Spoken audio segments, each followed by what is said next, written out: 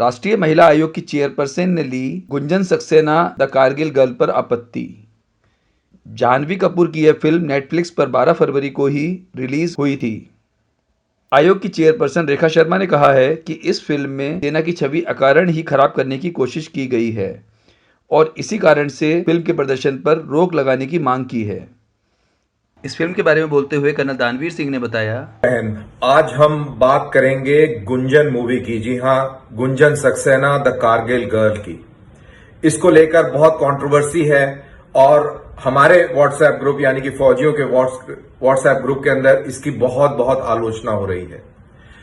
Facebook पर, Twitter पर और जो भी लोग सेनाओं से जुड़े हैं वो इसकी आलोचना कर रहे हैं। बहरहाल कई सारे लोग हैं जो इसकी तारीफ भी कर रहे हैं और जिनको सेनाओं के बारे में नहीं मालूम है वो काफी इससे प्रसन्न भी हैं कि बहुत अच्छी मूवी बनाई और गुंजन ने कितनी स्ट्रगल के साथ अपने आप को स्थापित किया और साबित किया। जहां तक इस मूवी का सवाल है, इसमें जरूर कोई ना कोई अच्छी बात रही होगी, मैं उस पर नहीं जाऊंगा, लेकिन मैं इस चीज को हाईलाइट करूंगा कि मेरे को एज अ फौजी इस मूवी में क्या पसंद नहीं आया और ये मूवी मेरे को क्यों पसंद नहीं आई। मेरा एयरफोर्स के साथ में अच्छा नाता रहा है, मैंने इनके साथ में फ्लाइंग करी है और मैं उस तजुर्बे के साथ में आपको कहना चाहता हूं कि एयरफोर्स एक बहुत ही प्रोफेशनल सर्विस है। जब फ्लाइंग की बात होती है तो इनसे ज्यादा कोई संजीदा और प्रोफेशनल सर्विस तीनों सेनाओं में अगर कंपेयर करें तो इससे ज्यादा बेहतर कोई नहीं है। अब इस मूवी को थोड़ा डाइसेक्ट करते हैं फौजी पॉइंट ऑफ व्यू से। सबसे पहले तो जिस तरीके से इन्होंने एसएसबी का, सर्विस सिलेक्शन बोर्ड का जो मजाक बनाया, उसके ऊपर मेरी आपत्ति है, क्योंकि यंग इंप्रेशनेबल माइंड्स जो है, जिनको फौज के बारे में जानकारी नहीं है, जो सेना में भर्ती होना चाहते हैं, उनके दिमाग पर ये गलत छाप छोड़ती है। ये एक मैसेज देने की कोशिश करती है, ये मूवी कर रही है कि बहुत ही ट्रिविलाइज तरीके से, बहुत ही ओछेपन और अपनी विम्स और फैंसीज पर सिलेक्शन होता है। आपको खिड़की में खड़ा कर दिया जाएगा, जंप बोला जाएगा और अशोक चक्रा के कलर पूछे जाएंगे और बहुत ही अनसाइंटिफिक तरीके से आपका सिलेक्शन होगा। तो जी नहीं, बिल्कुल ऐसा नहीं है। बहुत ही डिटेल्ड प्रोसेस है, बहुत ही सीरियस प्रोसेस है और वर्ल्ड वॉर 2 से ये प्रथा चली आ रही है। हिंदुस्तान की फौज हो या कई सारे मुल्कों की फौज हो, इसी तरीके से वो एक कैंडिडेट का चयन करते हैं जिसके अंदर ग्रुप एबिलिटीज चेक होती हैं, साइकोलॉजिकल आपका मेकअप चेक होता है और इंटरव्यू किया जाता है इस सबको काउंटर चेक करने के लिए और भी आपके जो एट्रीब्यूट्स हैं, क्वालिटीज हैं, उनको चेक करने के लिए। तो बहुत ही साइंटिफिक प्रोसेस है, प्रूवन प्रोसेस है। इतनी लाइटली जिस तरीके से दिखाया गया है वो ऐसा नहीं है। अब आते हैं मूवी प्रॉपर पर। इसमें एक बात जरूर अच्छी है कि जिस तरीके से फादर जो है अपनी डॉटर को मोटिवेट करता है, ये चीज मेरे को वाकई इस पूरी मूवी में अच्छी लगी। उसके अलावा जिस तरीके से ये पोर्ट्रे करने की कोशिश करी गई है कि ऑर्गेनाइजेशन, इंडियन एयरफोर्स ऑर्गेनाइजेशन जो है वो हर कदम पर उस लड़की के सामने बाधाएं क्रिएट कर रही है और वो बिल्कुल पसंद नहीं कर रही है महिलाएं जब एयरफोर्स में आ गई हैं और वो प्रूव करने के लिए या साबित करने के लिए लगे हुए हैं सारे वहां पे आदमी कि ये बिल्कुल बेकार थॉट था। औरतों को बेलन चलाना चाहिए, आलू प्याज काटने चाहिए और ये फौज उनके बस की बात नहीं है। तो सबसे पहली बात, अगर फौज ने ये डिसाइड किया है कि लड़कियां फौज में आएंगी, एयरफोर्स में आएंगी, तो ये ऑर्गेनाइजेशन का डिसीजन है। ऑर्गेनाइजेशन ने उस बच्चे को ट्रेन किया है, उसको पायलट बनाया है और पायलट बनाने के बाद में, ऑफिसर बनाने के बाद में उसको एक यूनिट में पोस्ट किया है।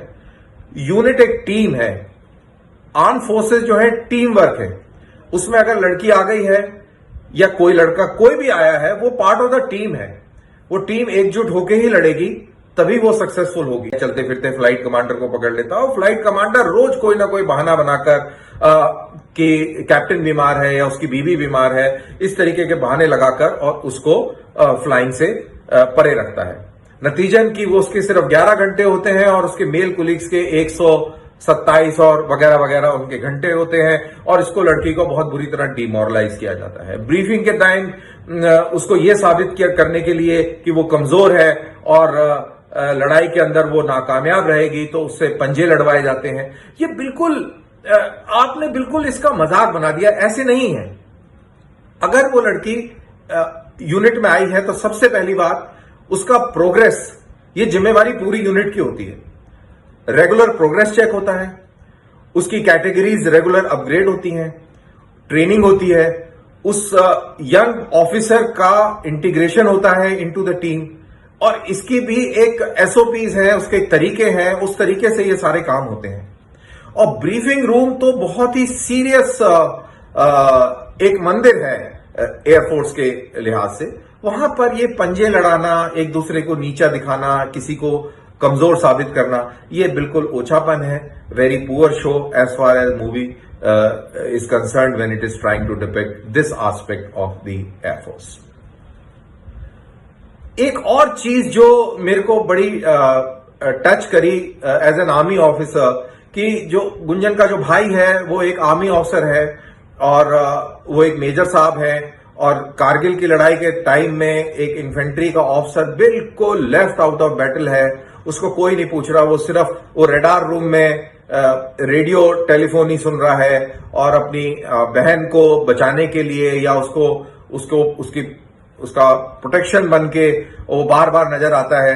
तो ये ऐसा लगता है कि वो भी बाबे की फौज के नौकर हैं, कुछ अकाउंटेबिलिटी नहीं है, लड़ाई चल रही है और वो बिल्कुल फ्री छोड़े हुए हैं, तो वो भी एक गलत इमेजरी और गलत मैसेज देती है।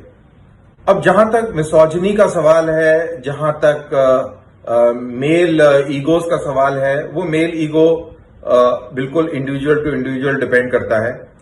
ये किस तरीके के बैकग्राउंड से आप आते हैं, किस तरीके से आपने अपने पिताजी को, अपनी माँ के साथ बिहेव करते हैं आपने देखा है, किस मोहल्ले में रहते हैं, किस तरीके के आपके दोस्त हैं, ये सारी जो चीजें हैं, इससे आपका मेंटल मेकअप बनता है और इसी से आपका बिहेवियर डिफाइन होता है। लेकिन ऑर्गेनाइजेशन इतनी मजबूत है, इतनी स्ट्रांग है कि आपका इंडिविजुअल बायस प्रोफेशनलिज्म के आड़े आ जाए, ये बिल्कुल कतई मुमकिन नहीं है, बिल्कुल इम्पॉसिबल है और ऐसा बिल्कुल नहीं होता। एंड लास्टली मैं ये जरूर बताना चाहूंगा कि जितनी सेनाओं के अंदर महिलाओं की इज्जत है, रिस्पेक्ट है, इतनी कहीं भी किसी भी ऑर्गेनाइजेशन, किसी भी वॉक ऑफ लाइफ में नहीं है। इस पिक्चर को देखकर जो कंजर्वेटिव साइड के जो लोग हैं, फैमिलीज हैं, वो बिल्कुल डीमोरलाइज हो जाएंगी और वो अपनी लड़कियों को फौज में बिल्कुल नहीं भेजेंगी।